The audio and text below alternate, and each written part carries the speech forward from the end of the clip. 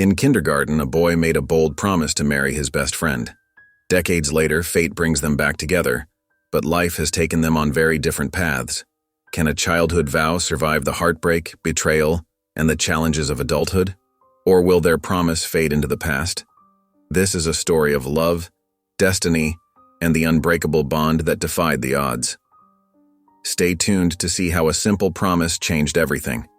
Before we get into the story, comment below where in the world you are watching from today. The kindergarten classroom buzzed with energy as sunlight streamed through windows decorated with colorful paper butterflies. Little hands clutched crayons, and the air filled with the sound of children's chatter and the occasional squeal of delight. At a small round table near the reading corner, two children sat next to each other, their heads bent over sheets of paper. Ethan gripped his blue crayon tightly, his tongue poking out slightly as he concentrated on coloring his dad's police uniform. Next to him, Naomi hummed softly while adding bright yellow to her mother's dress. When Ethan's crayon snapped in half, his lower lip trembled. "Here," Naomi said, offering him her blue crayon with a warm smile. "We can share." Ethan's eyes lit up. "Really? Thanks." He carefully took the crayon, then pushed his box of colors toward her. "You can use mine too." Their teacher, Ms. Thompson, watched from her desk as the two children began talking animatedly about their drawings. Ethan pointed to his picture, explaining how his dad helped people, while Naomi told him about her mom's flower shop.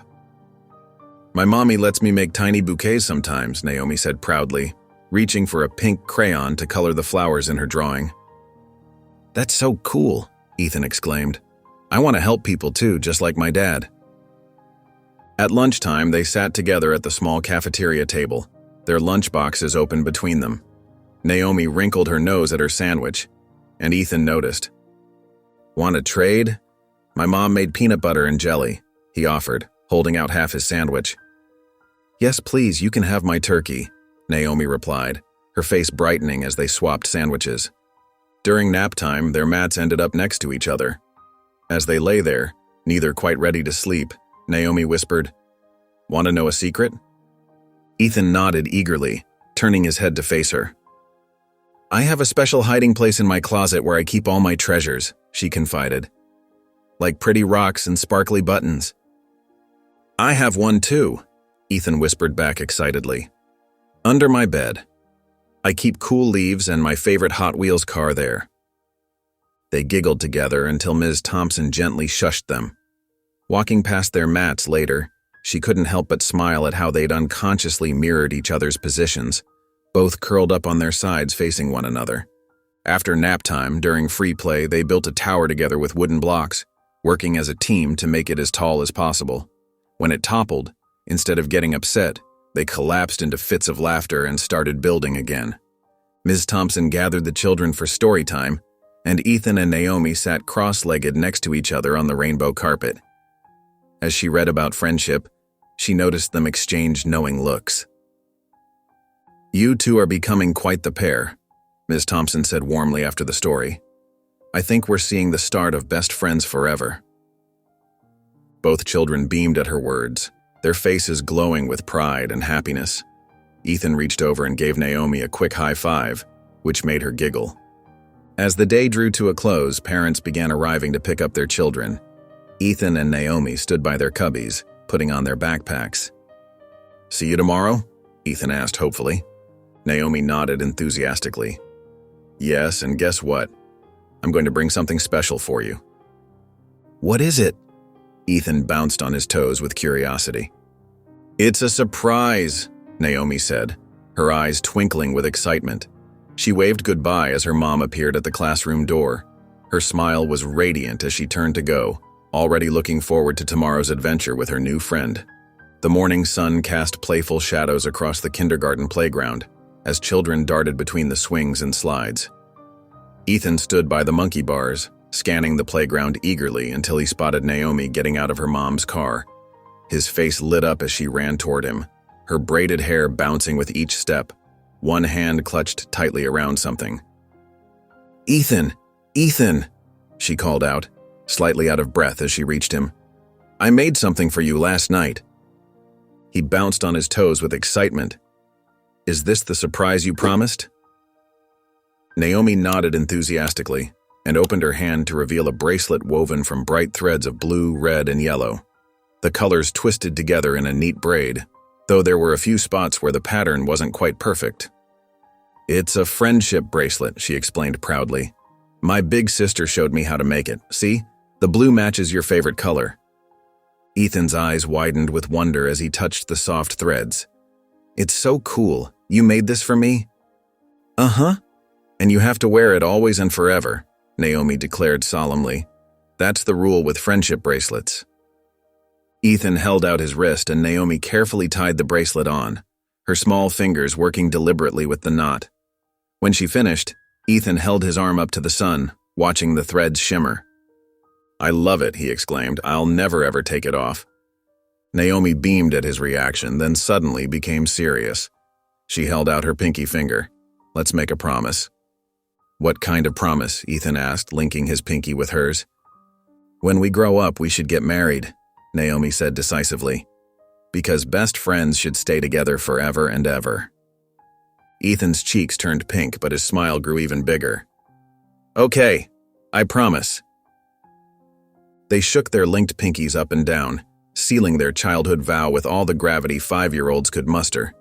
Just then, the recess bell rang, its sharp trill cutting through the playground noise. Time to come inside, children, their teacher called out. Naomi grabbed Ethan's hand and they ran toward the building together, arms around each other's shoulders, giggling as they went. Ms. Thompson stood by the door, shaking her head with an affectionate smile. Hurry along now, you two, she urged gently. As they passed through the doorway, a beam of sunlight caught the bracelet on Ethan's wrist, making the colorful threads dance with light. The kindergarten classroom buzzed with creative energy as children scattered around tables covered in construction paper, safety scissors, and glue sticks. Colorful scraps littered the floor like confetti, and the air smelled of paste and crayons. At their usual table near the window, Ethan and Naomi worked together on their special art project. Look, I found a yellow flower, Naomi exclaimed, carefully cutting around the shape from a magazine. It matches your house in our picture. Ethan nodded enthusiastically, spreading glue on their shared paper. Put it right here, next to where our families are standing. They were creating a collage of their dream neighborhood, where both their houses sat side by side. Naomi's careful hands placed the flower exactly where Ethan suggested, and they both smiled at how perfect it looked. My mommy says your house has the prettiest garden, Ethan said, reaching for another magazine. She always talks about the roses your mom grows. Naomi's smile faded a little as she picked up another piece of paper. Her small fingers fidgeted with the edges, creating tiny tears. Ethan, she began, her voice quieter than usual. My daddy had a meeting yesterday. Ethan looked up from his cutting, noticing the change in her tone. What kind of meeting? About a new job, Naomi said, setting down her scissors. It's in another city. Daddy says it's far away. Her bottom lip trembled slightly. I don't want to move away from here. Away from you. Ethan's hand stopped moving, the magazine forgotten in front of him. But you can't move. His voice cracked a little. Then, seeing how upset Naomi looked, he tried to sound braver. Even if you do move, we can still be friends. We can write letters and talk on the phone. Really? Naomi asked, hope creeping into her voice.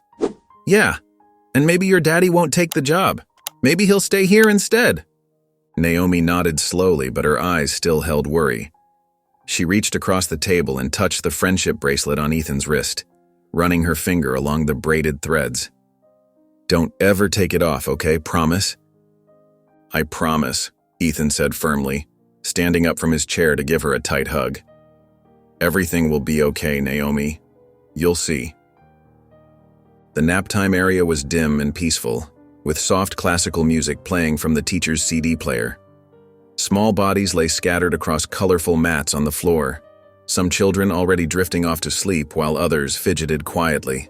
In their usual spot near the reading corner, Ethan and Naomi lay side by side on their blue mats, their heads close together as they whispered. My mommy packed me 2 cookies today, Naomi murmured, her voice barely above a whisper. "I saved one for you." Ethan grinned in the semi-darkness. "You're the best friend ever." He turned on his side to face her better, careful not to make his mat crinkle too loudly.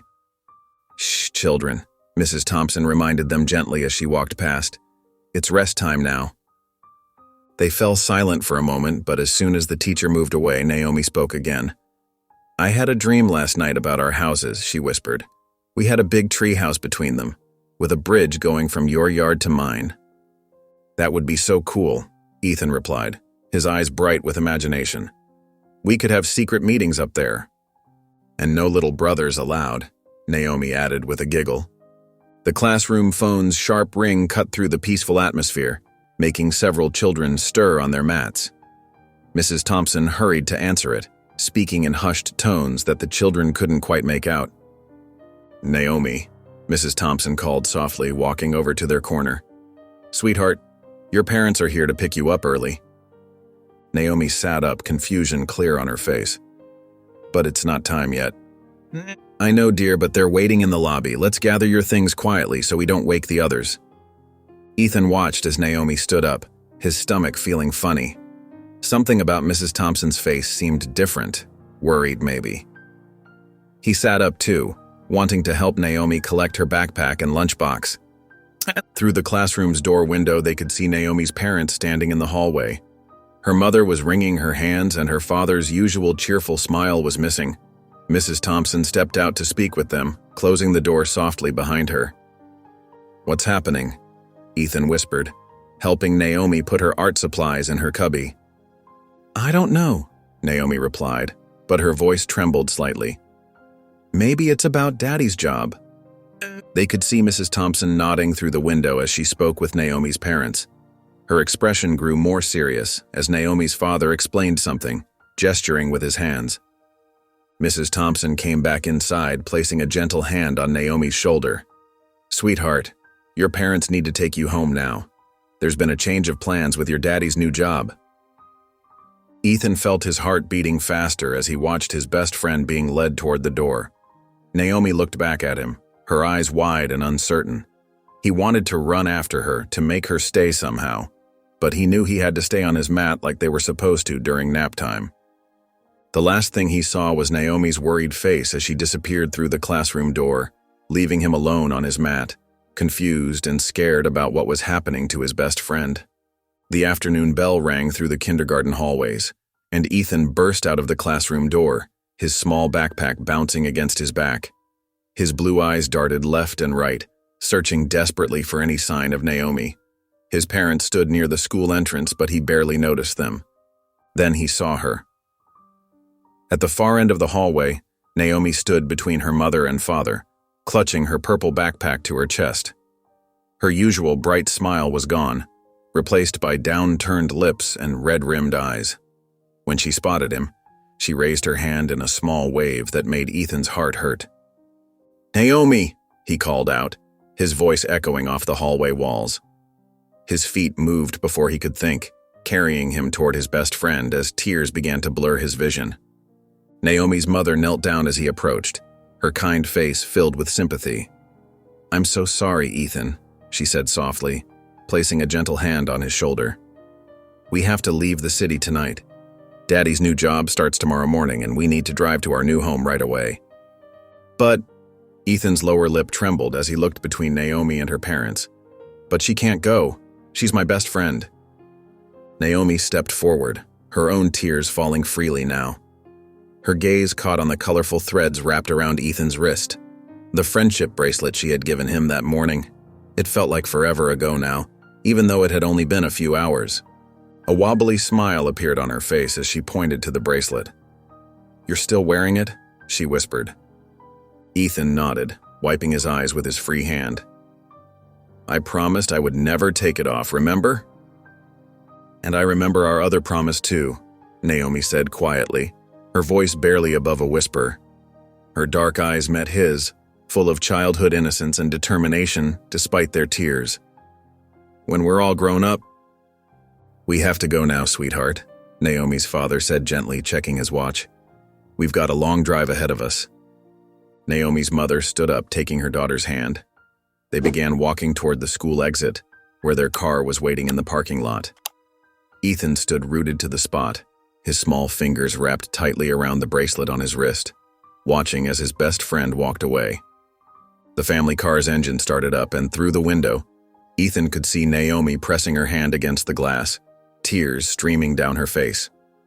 He raised his bracelet-wrapped wrist, showing her one last time that he would keep his promise. The car pulled away from the curb, carrying his best friend away, leaving Ethan standing there with tears falling onto his shoes and his heart feeling like it might break in two. The kitchen was filled with the warm aroma of Mrs. Collins's homemade meatloaf, but Ethan couldn't bring himself to eat. He pushed the green beans around his plate with his fork, his eyes fixed on the colorful threads wrapped around his wrist. The bracelet seemed to shimmer under the dining room light, each thread a reminder of Naomi's smile. "Honey, you need to eat something," his mother said softly, exchanging worried glances with his father. "I know you're sad about Naomi leaving, but maybe we can help you write her letters." Ethan's fork scraped against the plate as he continued moving the food around. His father cleared his throat. "And who knows? Maybe someday you'll see her again. The world has a funny way of bringing people back together." But Ethan couldn't focus on their words. All he could think about was how empty tomorrow would feel without Naomi sitting next to him at school. No one to share crayons with. No one to whisper silly jokes to during nap time. No one to trade snacks with at lunch. "May I be excused?" he asked quietly, his voice barely above a whisper. His mother nodded, concern etched across her face. "Of course, sweetheart." Ethan slid off his chair and walked slowly to his bedroom, his feet feeling heavier with each step. His room looked different somehow, lonelier. The space by his desk where Naomi would sit during playdates seemed especially empty now. Sitting on the edge of his bed, he held up his wrist, examining the bracelet in the soft glow of his nightlight. Each colored thread had been carefully woven together by Naomi's small fingers. Red, blue, yellow, and green, all twisted into a perfect circle of friendship. His thumb traced over the braided pattern as he remembered their pinky promise in the playground. "When we grow up," he whispered to himself, remembering how sure they both had been about their future together. Ethan walked to his nightstand, slowly beginning to untie the bracelet. But as he held it in his hands, ready to set it down for the night, something made him stop. The thought of taking it off felt wrong, like breaking a promise. With careful movements, he secured it back around his wrist, making sure the knot was tight. Climbing under his covers, Ethan lay on his back, staring up at the glow-in-the-dark stars on his ceiling. His other hand found its way to the bracelet, holding onto it like an anchor as tears silently rolled down his cheeks. The house grew quiet around him, but sleep felt far away as he thought about his best friend, wondering if she was thinking about him too. The middle school hallways buzzed with activity as students rushed between classes. 13-year-old Ethan Collins adjusted his backpack, the worn friendship bracelet visible beneath his sleeve. Though the threads had faded and frayed slightly over the years, he had been careful to preserve it, occasionally reinforcing loose ends with clear nail polish borrowed from his mom. During track practice, his teammates sometimes teased him about the bracelet, but Ethan never considered taking it off. As he ran laps around the field, the familiar weight on his wrist reminded him of a promise made long ago. Coach Martinez noticed his dedication, both to running and his studies, often commenting on how focused Ethan seemed for someone his age. In science class, Ethan's fascination with biology grew stronger each day. He spent hours poring over textbooks, learning about the human body and how it worked. His teacher, Ms. Reynolds, noticed his enthusiasm and gave him extra reading materials about medical careers. Miles away, in another city, Naomi Patterson sat in her new school's library during lunch break. She pulled out a small, worn photograph from her notebook. Two kindergartners with gap-toothed grins, arms wrapped around each other's shoulders. The edges were slightly bent from being handled so often, but the image remained clear. Her and Ethan on their last day together. She had made new friends over the years. Jessica, who shared her love of mathematics, and Marcus, who always saved her a seat in English class. But sometimes, during quiet moments like these, Her mind wandered back to the boy with the brightest smile and the colorful bracelet she had made him. Back in his hometown, Ethan excelled in his classes, especially science and math. During a career day presentation, a local doctor spoke to the class about working in medicine.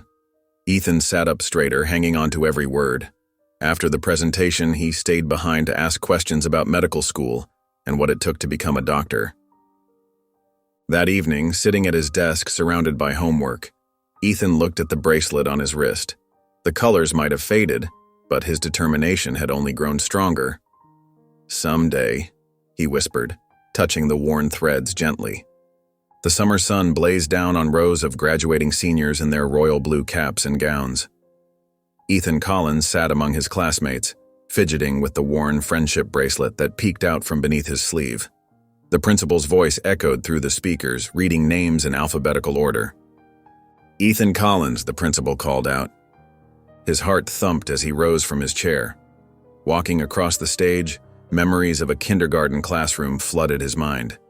He thought of dark curls and a bright smile, wondering if Naomi was walking across a different stage somewhere today. Was she thinking of him too? Did she remember their childhood promise? The principal handed him his diploma, and camera flashes lit up the audience. He could hear his mother's distinctive cheer from somewhere in the crowd. As he moved the tassel from right to left, his eyes caught the shimmer of the bracelet, faded but still intact after all these years. Back in his seat, Ethan barely heard the remaining names being called. His thoughts drifted to Naomi. Was she okay? Had she followed her dreams? He hoped she was happy, wherever she was. After the ceremony, families spilled onto the football field for pictures.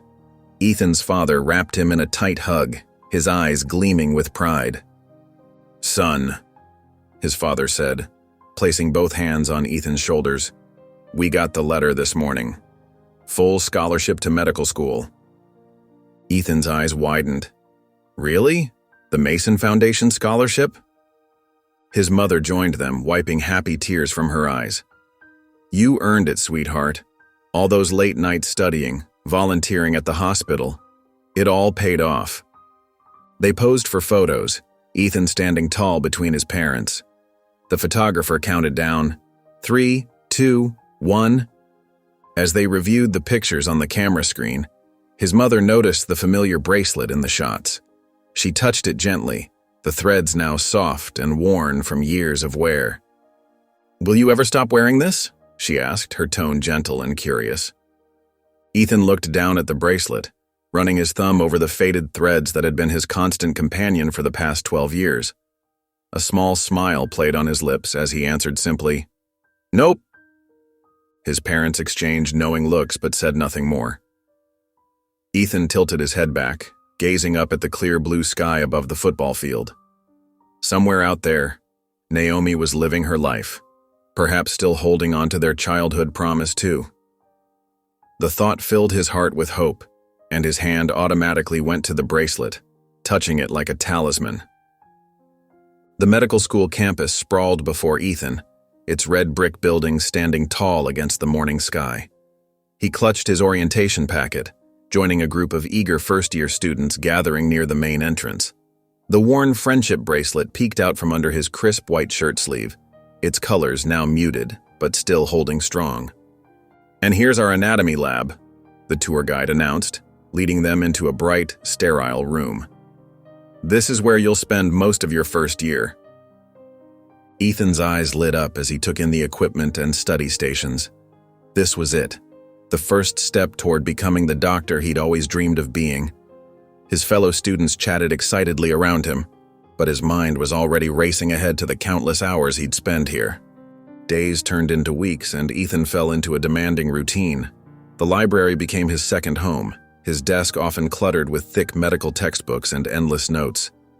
Many nights, he'd be the last one there, the janitor giving him a friendly nod as he made his rounds. "Ethan, you should join us for coffee," Sarah, a pretty classmate with auburn hair, suggested one evening. "You study too hard." He looked up from his anatomy notes, offering a kind but distant smile. "Thanks, but I need to finish this chapter." Sarah lingered for a moment, her invitation hanging in the air, but Ethan had already returned to his studies. She wasn't the first to show interest, and probably wouldn't be the last, but something in his heart kept him from pursuing any romantic connections. Sometimes, late at night when his eyes grew tired from reading, he'd find himself touching the bracelet, remembering a promise made in a sunlit playground. During exam weeks, Ethan barely slept. His desk lamp cast a warm glow over his books as he memorized medical terms and procedures. Coffee cups accumulated beside his notes and dark circles formed under his eyes, but his determination never wavered. His hard work paid off. Near the end of his third year, an important-looking envelope arrived in his mailbox. His hands trembled slightly as he opened it, the bracelet sliding down his wrist as he pulled out the letter.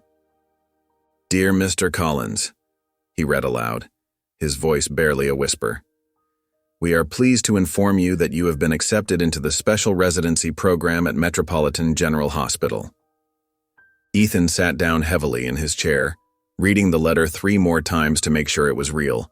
Metropolitan General was one of the most prestigious hospitals in the country. Only a handful of students were chosen each year for their special program. Looking at his reflection in the window, Ethan made a silent vow to give everything he had to this opportunity. His fingers brushed against the familiar threads of his bracelet, and he smiled, knowing he was one step closer to becoming the person he'd always wanted to be. The sleek boardroom of Patterson Technologies hummed with energy. As Naomi stood at the head of the table, her confident presence drawing all eyes. Her natural curls were styled professionally, and her navy business suit spoke of refined success. At 28, she'd built her software security company from the ground up. "And that's why our new encryption protocol will revolutionize data protection for small businesses," she concluded, clicking to the final slide of her presentation. The room erupted in appreciative applause. Her team's faces showed genuine admiration, not just for her business acumen, but for her leadership style. Naomi had a way of making everyone feel valued, from the newest intern to her senior executives. "Brilliant work, Mrs. Patterson," said James, her head of development. "Your vision for this project is exactly what we needed." Sarah, her assistant, approached with a stack of contracts. "The Thompson deal is ready for your signature, and don't forget about the charity gala next week." Naomi smiled warmly. "Thanks, Sarah. You always keep me on track." The sun had set by the time Naomi pulled into her driveway. The house was dark except for the blue flicker of the TV in the living room. She found Marcus sprawled on the couch, empty beer bottles on the coffee table. "You're late again," he muttered, not bothering to look at her. "Board meeting ran long," Naomi explained, setting down her briefcase. "Have you eaten? I could make something." "Ordered pizza." He gestured to an empty box. "You weren't here, so I didn't get you any." Naomi's shoulders tensed, but she kept her voice steady. "That's okay. I'll make a sandwich." "By the way," Marcus called out as she headed to the kitchen, "I needed some cash for golf memberships. Used your card." Naomi paused, her hand gripping the door frame. "Marcus, we talked about this. You need to ask first." "What? I need permission to spend my wife's money?" His tone turned sharp. "Maybe if you weren't so controlling—" "Never mind," Naomi cut in quickly, knowing from experience where this conversation would lead. "It's fine." Later that night, after Marcus had fallen asleep watching TV, Naomi sat at her desk in her home office. She opened the bottom drawer, pulling out an old shoebox. Inside, beneath childhood mementos and report cards, lay a faded photograph. 2 kindergarteners smiled back at her, a little black girl and a little white boy, their arms around each other's shoulders. Naomi traced her finger over young Ethan's face, remembering his kindness, his laugh, the way he'd promised to wear that bracelet forever. She wondered if he still had it, if he ever thought about her, or if she'd just become a distant memory from his childhood. A door slammed somewhere in the house, making her jump. She quickly tucked the photo away, wiping at her eyes. Marcus didn't like finding her getting emotional over old memories. She could already hear his footsteps in the hallway, probably coming to complain about something else she'd done wrong. Naomi took a deep breath, straightened her shoulders, and prepared to face another night of walking on eggshells in her own home. But for just a moment, she allowed herself to remember the simple joy of that kindergarten friendship. when love meant nothing more complicated than sharing crayons and making pinky promises. The bustling hospital corridors of St. Mary's Medical Center echoed with the steady rhythm of daily care. Dr. Ethan Collins moved through the halls with purpose, his white coat crisp despite the long hours of his residency. The morning light streaming through the windows caught the worn threads of the friendship bracelet on his wrist, now faded but still faithfully present after all these years. "Good morning, Mrs. Rodriguez," he called out warmly to an elderly patient making her way down the hall with a walker. "Those exercises we talked about seem to be helping your mobility." "Oh, Dr. Collins," the woman's face lit up. "Such a blessing you are, always checking on everyone." A nurse approached him with a clipboard. "Dr. Collins, your patients in rooms 204 and 207 are ready for their morning checkups." "Thanks, Jenny," he replied, accepting the paperwork. As he reviewed the charts, a young patient tugged at his coat. "Doctor, what's that on your wrist?" The little girl pointed at his bracelet. Ethan knelt down to her level, smiling. "This? It's a very special friendship bracelet from a very special friend I knew when I was about your age." "It looks old," the girl observed. "It is, but some things are worth keeping forever." As Ethan continued his rounds, he overheard two nurses talking by the station. "Did you hear about the new patient coming in today? Some big-shot CEO or something?" "Yeah, Dr. Martinez mentioned it. Apparently, she's been having severe stress-related symptoms. Her assistant practically had to force her to come in for a checkup." Dr. Martinez, the chief resident, caught up with Ethan near the water fountain. "Collins, I've got an assignment for you. We have a high-profile patient coming in, needs a complete workup. Blood pressure's been through the roof, and there are some concerning symptoms we need to check out." "Of course, Dr. Martinez, I'll handle it." "Good. She's already in room 215. The preliminary paperwork should be in the system now." Ethan stopped by the nurse's station to pull up the patient file on the computer.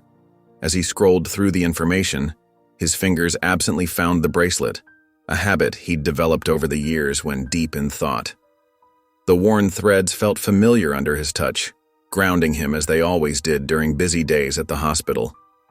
He printed the file and stood outside room 215, reviewing the papers one final time. The bracelet caught the fluorescent light as he flipped through the pages, its faded colors a quiet reminder of childhood promises and dreams yet unfulfilled. With professional focus, he prepared to meet his new patient, unaware that behind the door, life was about to take an unexpected turn. Ethan knocked softly before entering room 215. "Good morning," he said warmly, clipboard in hand. "I'm Dr. Collins." The woman sat on the examination table, her shoulders slightly hunched. She kept her gaze down, her fingers fidgeting with the hem of her designer blouse. Even without looking up, her presence carried an air of quiet dignity despite her obvious distress. "I understand you've been experiencing some concerning symptoms," Ethan said, his voice gentle as he pulled up a rolling stool. "Would you mind telling me what's been troubling you?" "Just stress, really," she replied softly. "My assistant insisted I come in. My blood pressure's been high, and I've been having these headaches." Something about her voice tugged at Ethan's memory, but he couldn't place it. He proceeded with the examination, checking her vitals and asking routine questions. The woman answered clearly but briefly, her responses suggesting someone used to being in control yet currently vulnerable. "Your blood pressure is definitely elevated," Ethan noted, removing the cuff. "Have you been under unusual stress lately?" Before she could answer, the door burst open. A well-dressed man stormed in, his expensive suit matching his imperious attitude. "This is ridiculous.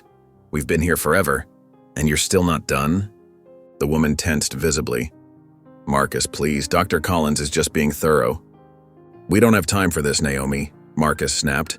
"You've got that board meeting at 2, and I'm not explaining to everyone why you're late because you wanted to play sick." Ethan maintained his professional composure, though he felt a surge of protective instinct at Marcus's dismissive tone. "Sir, these tests are important for your wife's health." "She's fine," Marcus cut him off. "Just needs to stop working so much and learn to manage her time better." He grabbed Naomi's purse from the chair. "Come on, we're leaving." As Naomi stood, her eyes caught a glimpse of movement at Ethan's wrist. The familiar colors, though faded with age, made her breath catch. She stared at the bracelet, her mind racing back to a sun-filled kindergarten playground and a promise made with innocent hearts. Marcus grabbed her elbow. "Naomi, now!" She allowed herself to be pulled toward the door, but her eyes remained fixed on the bracelet until the last possible moment. The door closed behind them with a sharp click. Ethan stood motionless in the suddenly quiet room. Something significant had just happened. He could feel it in his bones. The woman's reaction to his bracelet, the familiar cadence of her voice, the name Marcus had used. He stared at the closed door, his heart pounding with a strange mixture of confusion and recognition.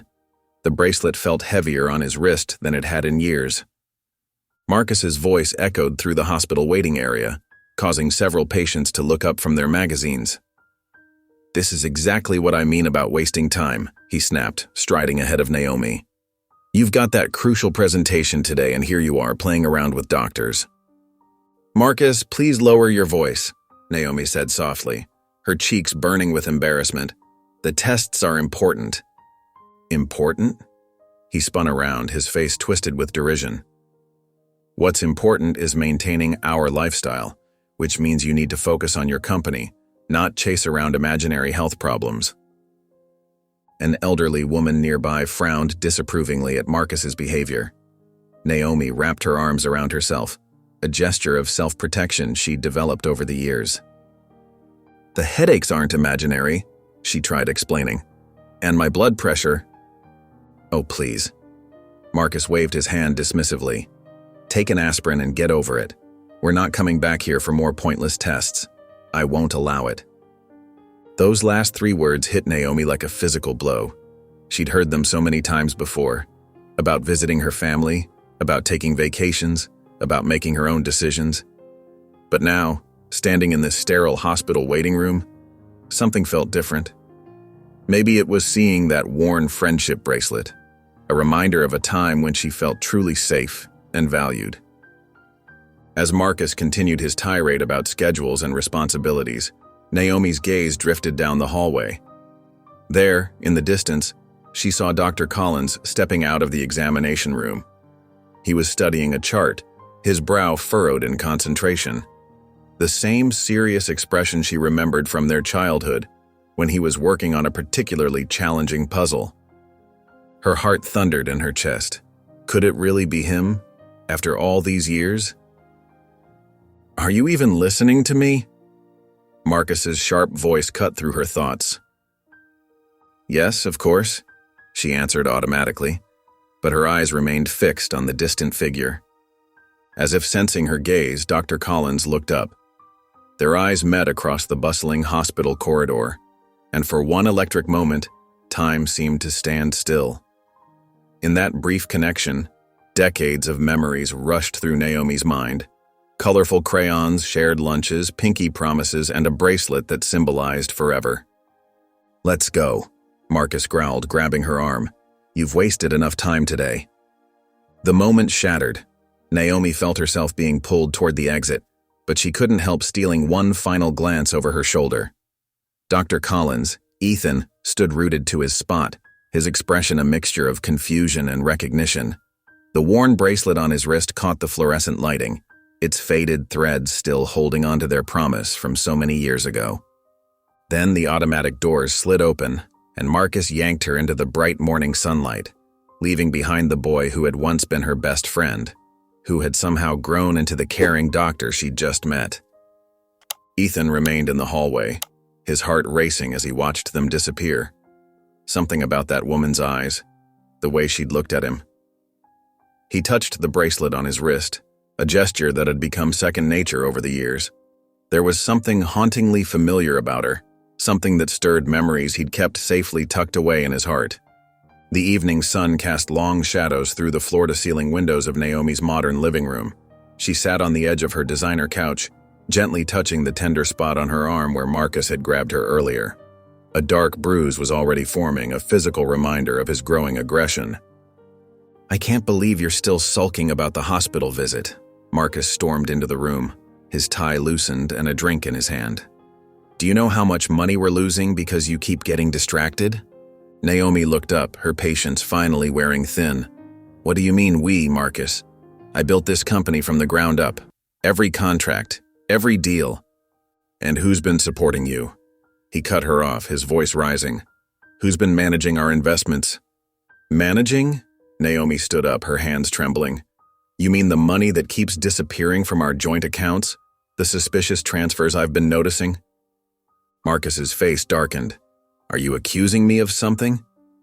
I'm tired of pretending everything's fine, Naomi said, her voice stronger than she felt.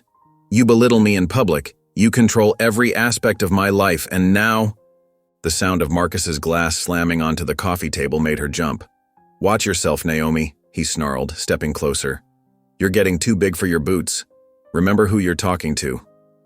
My father warned me about you, Naomi continued, backing away slightly. He saw right through your charm. Your father? Marcus laughed coldly. The same father who moved you around like a chess piece when you were a kid? Yeah, great judgment there. Tears stung Naomi's eyes, but she held them back. At least he loved me. What do you feel for me, Marcus? Besides contempt? I feel like you need to remember your place, he growled. If you keep pushing me, if you keep digging into things that don't concern you, you might not like what happens. There are ways to make successful companies fail, ways to ruin reputations. The threat hung heavy in the air. Naomi's hand instinctively went to her phone in her pocket. Marcus noticed the gesture and smiled unpleasantly. Go ahead, call someone. See what happens. Just remember, I know everything about your company, every weakness, every vulnerability. One wrong move, and it all comes crashing down. He stormed out of the room, leaving Naomi shaking. She sank back onto the couch, pulling out her phone with trembling fingers. The hospital's number was just a quick search away. Dr. Collins, Ethan, might still be there. The same Ethan who had once promised to always protect her. As she stared at the screen, a text message popped up from Sarah, her head of accounting. Mrs. Patterson found something concerning in the quarterly review. Multiple unauthorized transfers from company accounts. Similar pattern to what you mentioned about personal accounts. Need to discuss ASAP. Naomi's finger hovered over the hospital's number for a long moment. Marcus's threats echoed in her mind. Finally, she closed the browser and opened Sarah's message instead. If Marcus was stealing from the company too, she needed proof. She needed to understand exactly what she was dealing with before she could reach out to anyone, even Ethan. She took a deep breath, wiped her eyes, and began typing a response to Sarah, requesting all the documentation she could gather. The bruise on her arm throbbed, a reminder of what was at stake. Ethan sat at his desk in the hospital's resident physician office, surrounded by stacks of patient files. The afternoon sun filtered through Venetian blinds, creating strips of light across his workspace. His mind kept drifting back to the woman from yesterday's appointment. Something about her eyes, her presence, had stirred long-buried memories. He pulled her medical file from the stack, scanning the details he'd already read dozens of times. The name caught his attention again. Patterson, Naomi. His heart skipped a beat as he noticed her birth date matched perfectly. Could it really be her? His Naomi from kindergarten? It has to be, he whispered, running his fingers over the worn threads of the friendship bracelet on his wrist. The coincidence seemed too perfect. Her age, her name, even that fleeting moment of recognition he'd sensed during the appointment. Ethan leaned back in his chair, memories flooding his mind. He could still picture 5-year-old Naomi's bright smile as she'd given him the bracelet, her pinky intertwined with his as they made their childhood promise. But yesterday, that same smile had been absent, replaced by a weariness that troubled him deeply. The way her husband had treated her in the examination room bothered him even more. Marcus Patterson's aggressive behavior and dismissive attitude had set off all sorts of warning bells in Ethan's mind. As both a doctor and someone who once knew Naomi, he couldn't shake the feeling that something was seriously wrong. His eyes fell on the contact information in her file. A phone number was listed there, probably her cell phone. As a medical professional, He had every right to follow up with a patient about their health concerns. Yet his hand trembled slightly as he reached for his office phone. Ethan dialed the number, his heart pounding with each ring. 1 ring, 2 rings, 3 rings. The call went straight to voicemail. He heard Naomi's professional voice message. "You've reached Naomi Patterson. Please leave a message and I'll return your call as soon as possible." Slowly placing the receiver back in its cradle, Ethan absently touched the bracelet again. After all these years, could fate really have brought them back together? The little boy who'd promised to marry her was now a doctor who might be in a position to help her when she seemed to need it most. He sat there, lost in thought, the afternoon sun continuing its slow dance across his desk. The bracelet, though faded and frayed, remained a constant reminder of that pure, innocent promise made so many years ago. In her sleek corner office, Naomi sat behind her mahogany desk, reviewing urgent contracts that needed her signature. The setting sun cast long shadows through the floor-to-ceiling windows, painting the room in amber hues. Her phone buzzed, displaying the hospital's number. Her heart raced as she stared at the screen, remembering the familiar bracelet she'd spotted on Dr. Collins's wrist. The phone continued its persistent ring while Naomi's hand hovered over it. Before she could decide, Sarah, her assistant, knocked and entered with an envelope in her hands. The young woman's face was etched with concern. "Mrs. Patterson, I have something you need to see," Sarah said softly, placing the envelope on the desk. "The private investigator dropped these off just now." Naomi's fingers trembled as she opened the envelope. Several glossy photographs slid out, each one like a punch to her gut. There was Marcus, wearing his expensive suit, leaving the Grand Hotel downtown. His arm was wrapped around a blonde woman Naomi recognized as his secretary. In another photo, they were kissing in the hotel lobby. "He's been meeting her there 3 times a week," Sarah explained gently. "For the past 2 months at least." The phone rang again, the hospital number once more. This time, Naomi picked it up, grateful for any distraction from the devastating images before her. "Hello, Mrs. Patterson?" A warm, professional voice came through the line. "This is Dr. Ethan Collins from Metropolitan Hospital. I wanted to follow up on your visit yesterday and see how you're feeling." Naomi's throat tightened. The little boy who'd once promised to marry her was now a caring doctor, still wearing their friendship bracelet after all these years. But she couldn't find the courage to reveal herself, not with her world crumbling around her. I'm fine, Dr. Collins," she managed to say, her voice barely steady. "Thank you for checking on me." "Are you sure? Your test results showed elevated stress levels, and I noticed some concerning—" "I appreciate your concern," Naomi cut him off, tears welling in her eyes. "But I really need to go now. Thank you for calling." She ended the call and set the phone down, her gaze returning to the damning photographs. Years of Marcus's emotional abuse, his controlling behavior, and now this betrayal. It was all too much. Anger began to replace her hurt, spreading through her chest like wildfire. Sarah still stood nearby, watching her boss with worried eyes. "Should I cancel your evening appointments?" Naomi straightened in her chair, wiping away her tears with determination. "No," she said firmly, "but clear my schedule for tomorrow. I need to have a long overdue conversation with my husband." She picked up one of the photos, her jaw set. "And after that, I have some unfinished business to attend to." The evening shadows lengthened across Naomi's living room as she arranged the photos on the glass coffee table. Her hands shook slightly, but her movements were deliberate. The sound of a key turning in the front door made her stomach clench. Marcus strode in, loosening his tie. "You wouldn't believe the day I've had," he started, then froze when he saw Naomi's expression and the photos spread before her. "I bet I would," Naomi said quietly. "The Grand Hotel seems to be your favorite spot these days." Marcus's face hardened, but he didn't show surprise or shame. Instead, he scoffed, dropping his briefcase on the floor. "So you had me followed? Real classy, Naomi." "Don't you dare talk to me about class when you've been sneaking around with your secretary." Naomi's voice trembled with anger. "How long has this been going on?" "What does it matter?"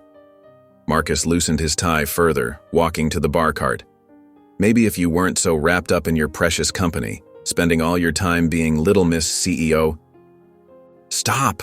Naomi stood up, her fists clenched. Don't you dare try to blame this on me. You're the one who broke our vows. You're the one who chose to cheat. Oh, please. Marcus poured himself a drink, his movements aggressive. You've been checking out of this marriage for years. Always at the office, always in meetings. What did you expect? I expected loyalty, basic respect, love. Naomi's voice cracked on the last word. But I was foolish to expect any of that from you. I want a divorce. The glass in Marcus's hand stopped halfway to his mouth. A divorce?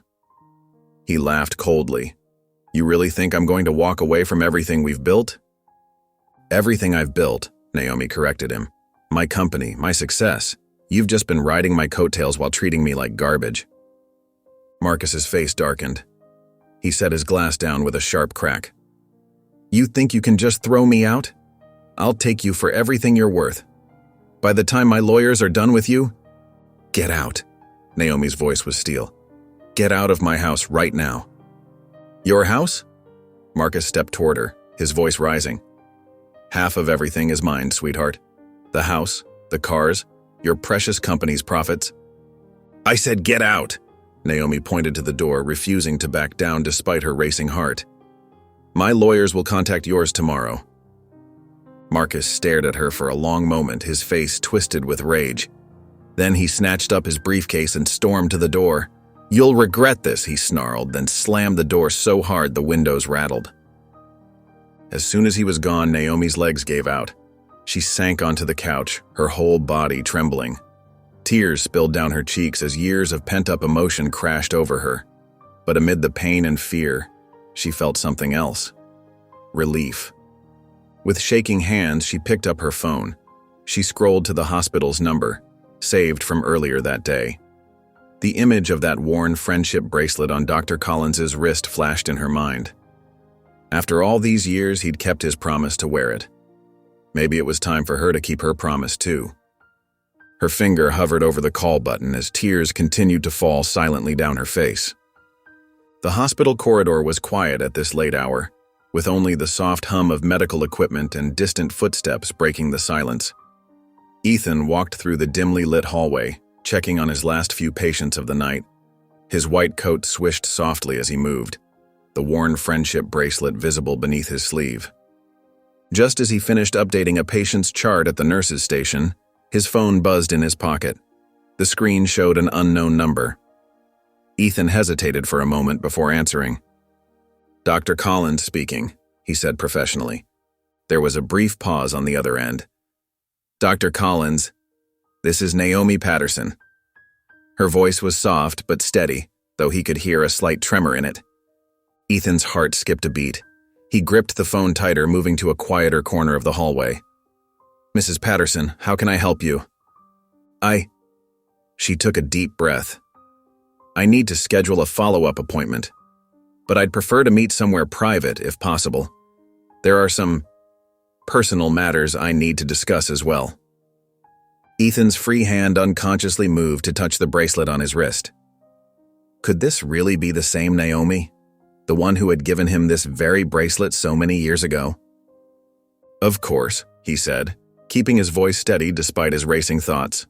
We could meet at my office tomorrow morning before regular hours if that works for you. 7 a.m.? That would be perfect, Naomi replied, sounding relieved. Thank you, Dr. Collins. After confirming the details, Ethan ended the call and leaned against the wall, his mind whirling. The way she'd said his name, the familiar warmth in her voice despite its adult maturity, it stirred memories he'd kept close to his heart for decades. He finished his rounds quickly, his thoughts constantly drifting back to the phone call. The night nurse noticed his distraction and gave him a curious look as he signed out. Everything okay, Dr. Collins? She asked. Yes, just tired, he replied with a small smile. Good night, Sarah. The automatic doors slid open as Ethan stepped out of the hospital. The cool night air felt refreshing against his face, carrying the scent of nearby flowering trees. He stood there for a moment, looking up at the stars twinkling above. His fingers found the bracelet again, touching the worn threads that had somehow survived all these years. Could it really be her? He whispered to the night sky. With a deep breath, he walked to his car in the nearly empty parking lot. The headlights flashed as he unlocked it, casting brief shadows across the pavement. As he slid behind the wheel, his mind was already racing with thoughts of tomorrow's meeting. He started the engine and pulled out of the parking lot, heading home to prepare for what could be one of the most important meetings of his life. The small cafe was just opening its doors as Ethan arrived, the morning sun casting long shadows through the windows. He chose a quiet corner table, away from the few early customers who were already trickling in. His hands wrapped around a steaming cup of coffee, but he barely tasted it, as his eyes kept darting to the door. The bell above the entrance chimed softly. Naomi stepped in, wearing a cream-colored business suit that contrasted beautifully with her dark skin. Her hair was pulled back in a neat bun, but her eyes held a mix of uncertainty and determination. She spotted Ethan immediately, and their gazes locked across the room. "Good morning, Dr. Collins," she said softly as she approached the table. "Please, call me Ethan," he replied, standing to greet her. "Would you like some coffee?" "That would be nice, thank you." As Ethan signaled the waitress, Naomi settled into her chair, her movements careful and measured. When he reached for the menu, his sleeve pulled back slightly, fully revealing the weathered friendship bracelet. Naomi's breath caught audibly. She stared at the familiar colors, now faded but still distinct. Her hand trembled as she reached across the table, almost touching it, but stopping just short. You kept it? All these years?" Ethan looked down at the bracelet, then back at her face. "I never took it off. Not once." Tears welled up in Naomi's eyes. "It is you," she whispered. "My Ethan from kindergarten. I knew it when I saw it at the hospital, but I wasn't sure." "Naomi," Ethan's voice cracked with emotion. "I never forgot our promise. Not for a single day." She covered her face with her hands, her shoulders shaking. "I thought about you so much. Every time things got hard, I'd remember that little boy who shared his crayons with me." Ethan moved around the table and wrapped his arms around her, both of them overwhelmed by the moment. Tears streamed down his cheeks as he held her, years of wondering and waiting finally coming to an end. When they finally pulled apart, Naomi wiped her eyes and took a deep breath. "There's something you need to know," she said, her voice stronger now but tinged with pain. "I'm filing for divorce from Marcus." Ethan sat back down but kept his hand close to hers on the table. "Is it because of what I saw at the hospital? The way he treated you?" "That's part of it," Naomi nodded. "He's been abusive. Emotionally at first, then physically. And now I've discovered he's been cheating on me." Her voice trembled but remained determined. "I can't live like that anymore." "You don't have to," Ethan said firmly, gently taking her hand in his. "I'll help you through this, Naomi. Whatever you need. You're not alone anymore." Fresh tears spilled down Naomi's cheeks as she squeezed his hand. "I never thought I'd find you again," she whispered. "And here you are, still wearing that silly bracelet I made." "The best gift I ever received," Ethan said softly, his thumb gently stroking the back of her hand as they sat together in the quiet morning light. The law office exuded an air of quiet professionalism, with its polished wooden furniture and tasteful artwork adorning the walls. Naomi sat across from her lawyer, her back straight despite her inner turmoil. The stack of divorce papers lay before her, each page representing another step toward freedom. "Mrs. Patterson," Marcus's lawyer began, his voice smooth as oil, "my client is willing to be generous in the settlement, provided you agree to certain terms." Naomi's lawyer, a sharp-eyed woman in her 50s, interrupted firmly. "My client built her company from the ground up before her marriage. Mr. Patterson has no claim to those assets." In the lobby, Ethan sat leafing through a magazine he wasn't really reading. Every few minutes, his eyes drifted to the closed office door, wondering how Naomi was holding up. The worn bracelet on his wrist caught the fluorescent light, reminding him of simpler times. Back in the office, Marcus's lawyer pushed another document across the table. "Mr. Patterson feels entitled to compensation for his contributions to the marriage." "Contributions?" Naomi's voice was quiet but steady. You mean his affairs? Or perhaps the bruises he left on my arms?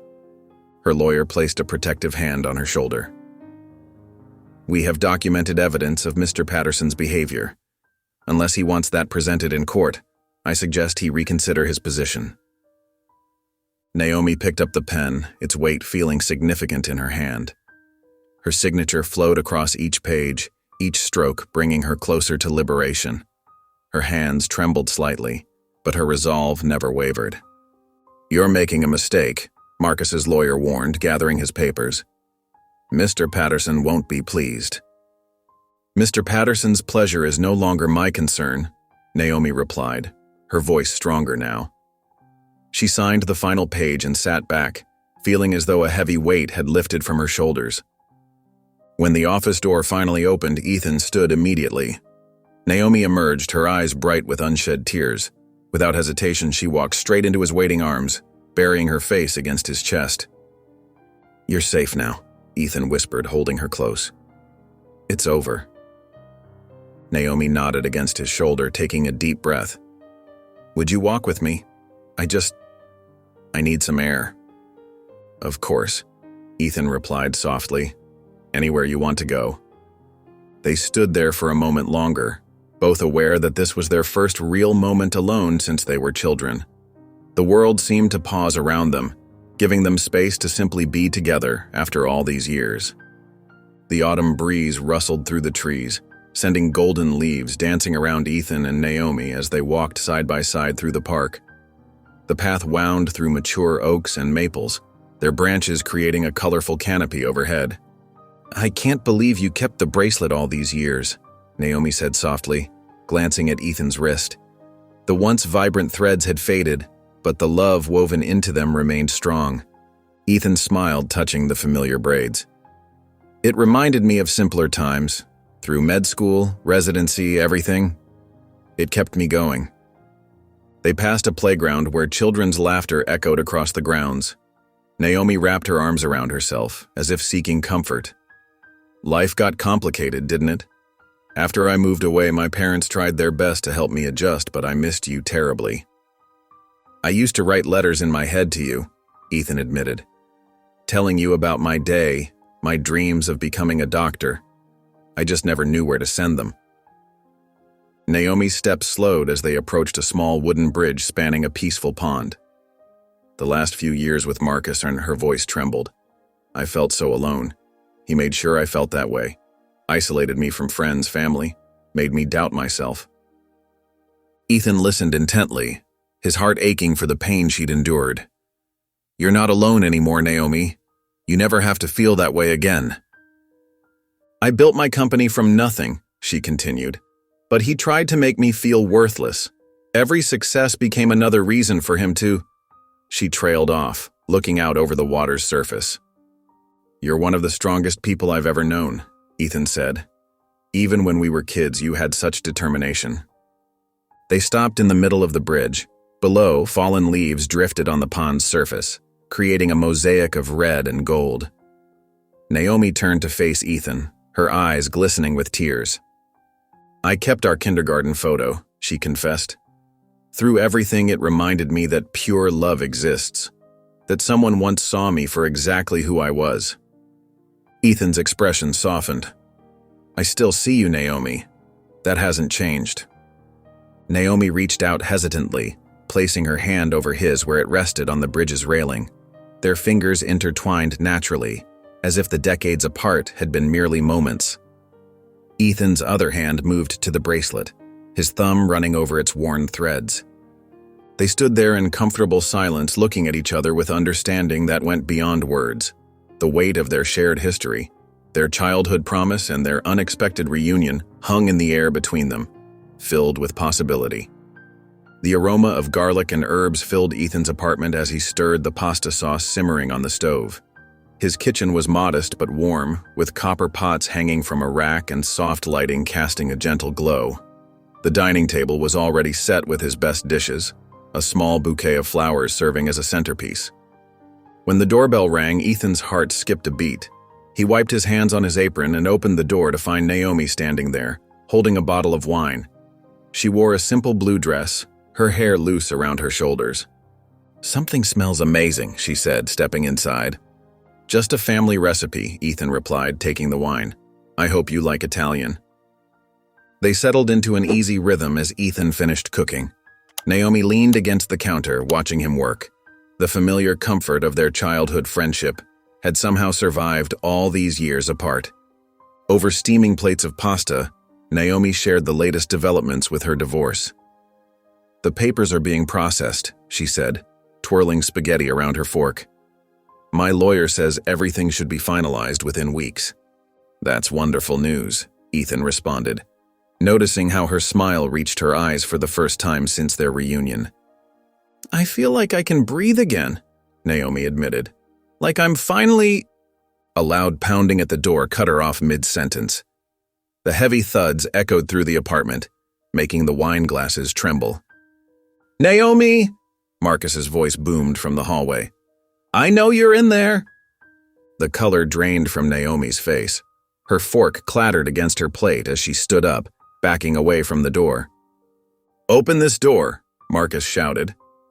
"You think you can just throw away our marriage? Take everything I've worked for?" Ethan rose from his chair, positioning himself between Naomi and the door. "I'm calling security," he said calmly, though his hands shook slightly as he reached for his phone. "You gold-digging witch!" Marcus's words slurred with anger. "You and that doctor think you're better than me? I'll show you both." The door shuddered under another heavy blow. Naomi pressed herself against the far wall, her breathing rapid and shallow. Ethan quickly dialed the building's security desk while keeping his eyes on the door. "This is Dr. Collins in 7B, he said firmly into the phone. "We have an aggressive intruder. Please send security immediately and call the police." Marcus continued his tirade, each threat more venomous than the last. "You'll regret this, Naomi. Both of you will." The sound of running footsteps approached and 2 security guards appeared in the hallway. "Sir, you need to leave the premises immediately," one ordered Marcus. "Get your hands off me." Marcus struggled as the guards grabbed his arms. "This isn't over, Naomi, you hear me? This isn't over." His shouts grew fainter as the guards forcibly removed him from the building. In the sudden quiet of the apartment, Ethan heard Naomi's muffled sob. He turned to find her trembling, tears streaming down her face. Without hesitation, he crossed the room and wrapped his arms around her. She buried her face in his chest, her whole body shaking with fear and relief. Ethan held her close, one hand gently stroking her hair as sirens wailed in the distance. The fluorescent lights of the police station buzzed overhead as Ethan and Naomi sat in hard plastic chairs, waiting to give their statements. The night shift was quieter, with only occasional radio chatter and the soft tapping of keyboards breaking the silence. Officer Sarah Martinez, a compassionate woman in her 40s, led them to a private interview room. "Please, tell me everything that happened," she said, her notebook ready. Naomi's voice trembled at first but grew stronger as she recounted Marcus's behavior.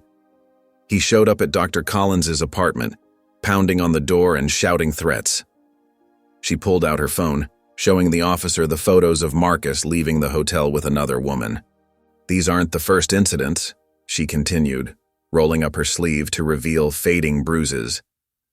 "Marcus has been controlling, manipulative. When I confronted him about his affairs, he became violent." Ethan sat beside her, his presence steady and reassuring.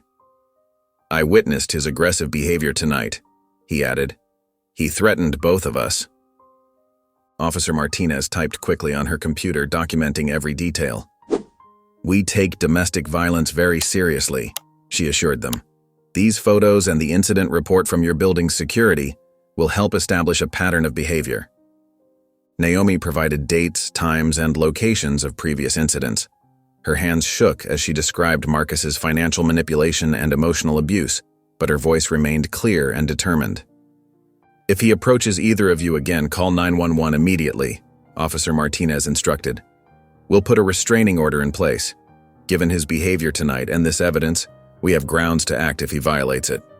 After signing their statements, Ethan and Naomi walked through the quiet hallways of the station.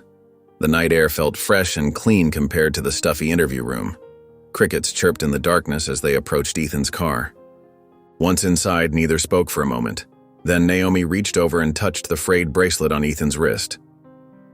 "You really never took it off," she whispered. "Never could," he replied softly. "Something always told me to keep it." "All these years," Naomi said, her eyes glistening, "I thought about you, about that promise we made. Even when things were darkest with Marcus, I'd remember that little boy who made me feel so special." Ethan took her hand in his. "I think we were always meant to find each other again. That promise we made. It wasn't just kids playing. It was something real." "It was," Naomi agreed, squeezing his hand. "And now, here we are, all these years later." They sat in comfortable silence, their joined hands resting between them, the old bracelet a testament to a promise that had somehow survived time, distance, and all the struggles life had thrown their way. The courthouse steps gleamed under the bright morning sun as Naomi emerged, clutching her final divorce papers. Her dark blue dress fluttered in the spring breeze, and her smile radiated pure relief. Ethan stood beside her, along with a small group of her closest friends and co-workers who had supported her through the difficult months. "It's really over," Naomi whispered, her eyes bright with unshed tears of joy. A commotion drew their attention to the side of the courthouse. Marcus, disheveled and angry, was being led out in handcuffs by 2 police officers. His financial fraud had finally caught up with him. Investigators had discovered he'd been embezzling money from multiple companies, including attempted theft from Naomi's firm. "You did this," Marcus shouted, struggling against the officers. "You'll regret this, Naomi." One of Naomi's friends, Sarah, stepped forward protectively, but there was no need. The officers quickly guided Marcus toward the waiting police car, his threats fading into the distance. Naomi turned to Ethan, her eyes full of gratitude and something deeper. "Thank you," she said softly, "for everything." Ethan smiled, touching the worn bracelet on his wrist. "Always," he replied. 3 weeks later. Fairy lights twinkled in the early evening sky, strung across the intimate garden where their closest friends and family gathered. Naomi and Ethan stood together, facing their loved ones, their engagement party in full swing. "I have something to say," Ethan announced, his voice carrying across the quiet garden. He held up his wrist, showing the faded friendship bracelet.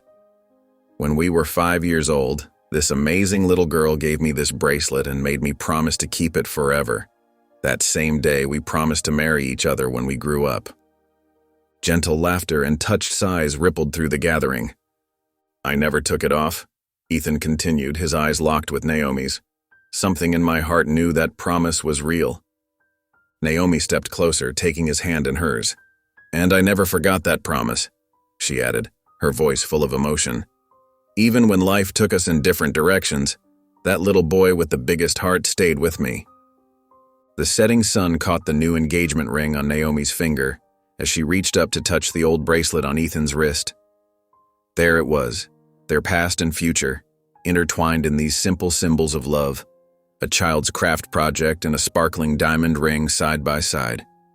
Their lips met in a tender kiss as their guests applauded, celebrating a promise that had begun decades ago in a kindergarten classroom and had finally come full circle. If you enjoyed the story of Ethan, I handpicked this next story that you will enjoy. Please don't miss this one.